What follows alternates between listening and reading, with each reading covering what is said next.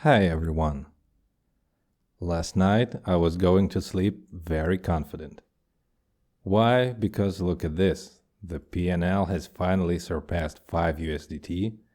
The ROE was approaching 10%, almost 9.5. And I had a very good string of 15 straight profits, and I was very happy. I even increased the sell order size to 100 USDT instead of 60 because the sell side was performing much better than the buy. The buy was left at 60. And then I thought, okay, the things are going so well that instead of $5, I could have 50. It's just a matter of increasing the order size to 600 instead of 60 and then wait for the cash to roll in. That was quite naive. This morning I woke up. I don't mean I woke up from a dream of having all of this $5, but I woke up to this. Here is the string of my 15 profits, but then I looked at the algorithms and they were all off. And they were off because the auto stop filter was triggered. I was on top at 215, now I'm back to 212, which is a difference of 3 USDT. And now look at the reports. Look at that. We had one loss after the other, and all of these tiny takes could not compete, especially with this last one, a loss of over 2%. Look at it right here. It's on comp.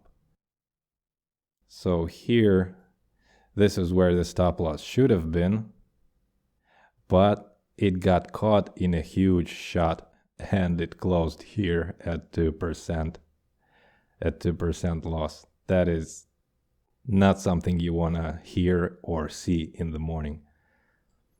Now, this to me looks like a bump, but I don't know how to avoid that at this point.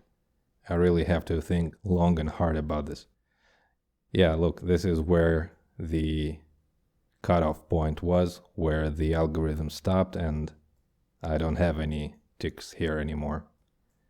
Yeah, this is a disaster. Now, let's make something of it. I'll take this opportunity to show you how I update my reports pretty quickly. So I've stopped with the previous version of the report here. So I export the reports to CSV.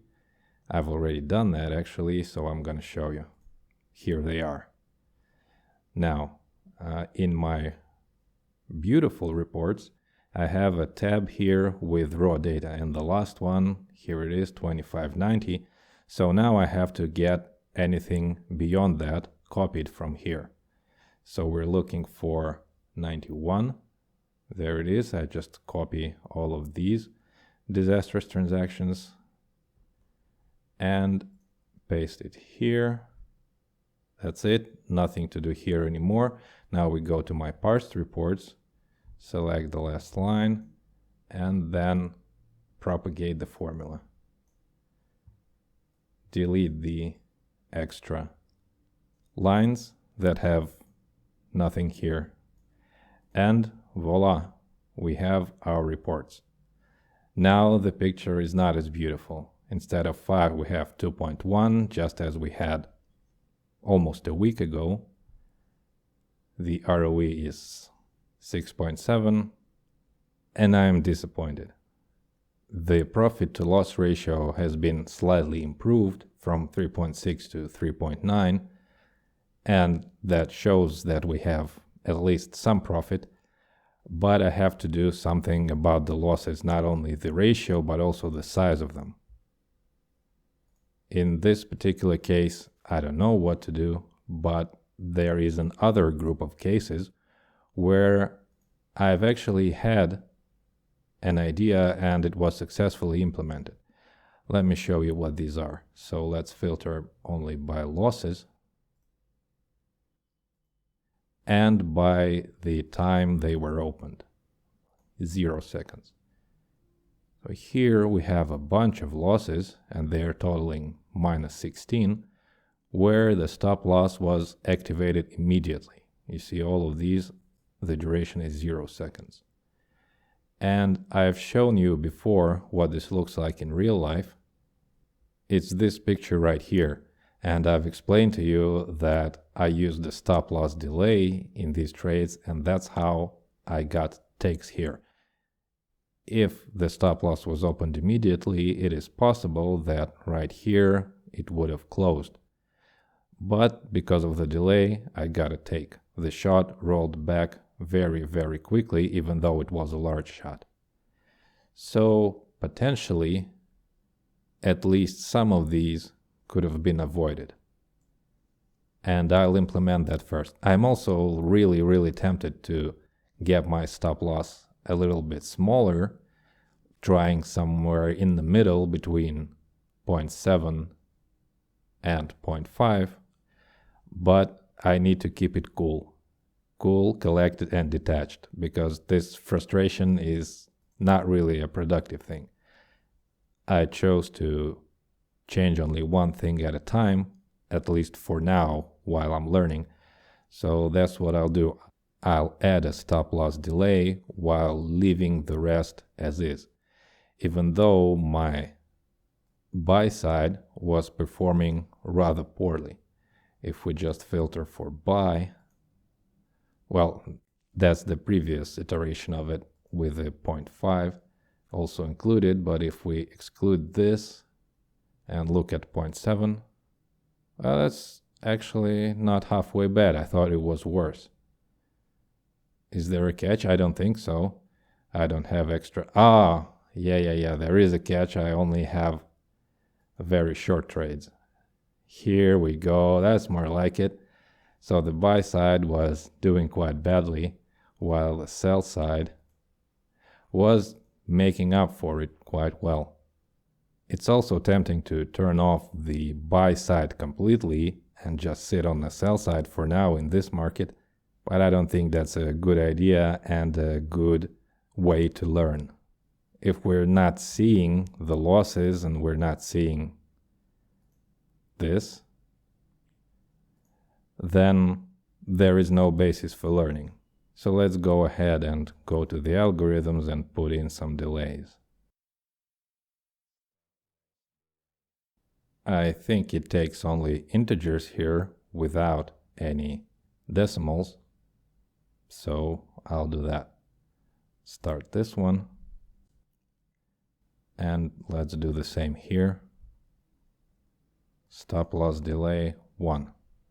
Well, actually, I keep looking at these different order types. The default was market, but it's possible also to do the limit and stop limit, and for the take as well. But I don't know how that works. I'll have to look into it. There is a reason it was put here. But for now, let's change one thing. This one thing. As usual, let's look at our orders. Here they are. Let's launch these that help me find high volatility. Now that's done, orders are placed, and now I'm going back, digging into the reports. I think I need to also look at individual coins, like this one that gave me a huge loss, comp. Let's see what that was in total. The total of it over its lifetime is -3. Yeah, it's not really doing so well. The P&L ratio is abysmal. Well, I'm only looking at the sell side. On the buy side, it's not much better. It's not much better.